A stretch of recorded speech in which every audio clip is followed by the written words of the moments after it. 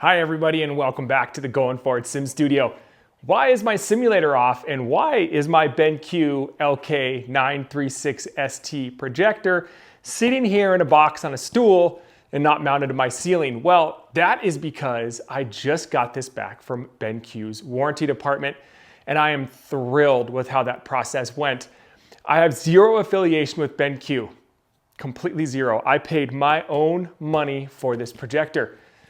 And I'm gonna tell you why BenQ should be your #1 choice for your projector in your golf simulator. And we're not gonna talk about the performance specs. We're gonna look at everything else. So let me take this out of the box and I'm gonna tell you all about it. Okay, so here we are, out of the box. I decided not to hang this and turn it on because I wanna talk about this specific projector and BenQ kind of outside of what it can do on the screen. Now, there are a million reviews on this specific projector and other BenQ models out there regarding golf simulation, so I don't need to add to that redundancy. I can tell you that this is basically the best you can buy, and that's the reason why I got this one. I wanted the most immersive experience that I could find. Because I was gonna learn golf, I did learn golf for over a year now, only inside, which means I spent a lot of time in here. I wanted it to be as immersive as possible so that I was excited to come into the simulator. I also wanted a projector that gave me a really good cinematic picture so that I could come out here and watch movies with my family, and I could put the big game on when that happened, and all my buddies could come over and we could enjoy whatever sporting event we wanted to watch. So why am I excited that I had to get a warranty claim done by BenQ? I came out last October, turned the sim on, and the picture was just this big. It was tiny, right here in the middle. And my heart just dropped because this thing is not cheap.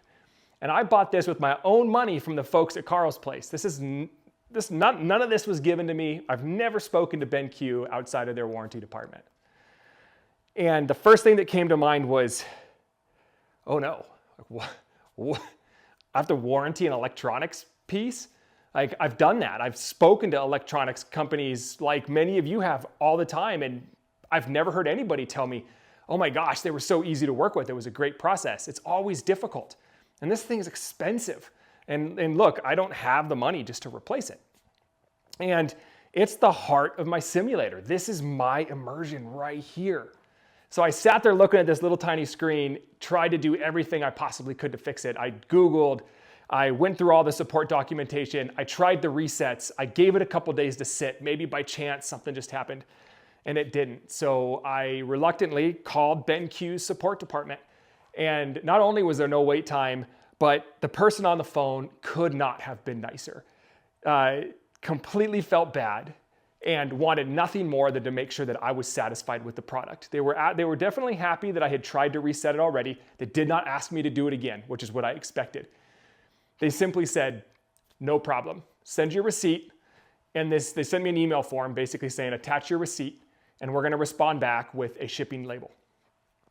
And they did that, and it says 3 to 5 days turnaround time, something like that.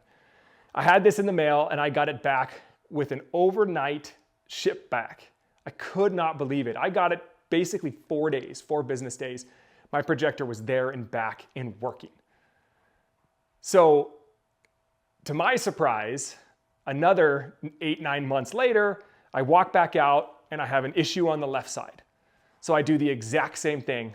Stomach drops. I freak out thinking, I'm past my 1 year.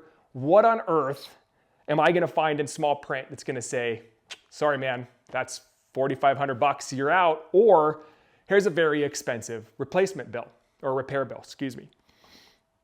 So I did the same thing, checked the support manual, read everything I could find on Google, tried all the resets, and I called BenQ. Again, for the second time, their support department was fantastic.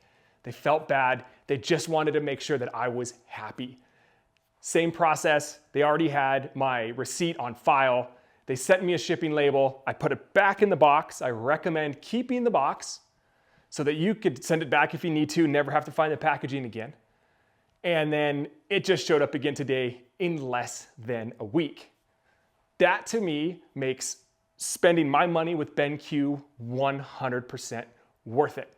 I have no desire to switch, even though I've had 2 issues in a year and a half. So there are other things that BenQ does really, really well for the golf simulator customer. They have 2 things they have on their website that I think are really, really cool. One is a projector finder wizard, basically. What projector do we recommend for you? They ask a few questions, you say what's important within your simulator, and then they pops up and says, this is the one you want to buy, here are some secondary options. Makes it really easy because there are a lot of golf projectors.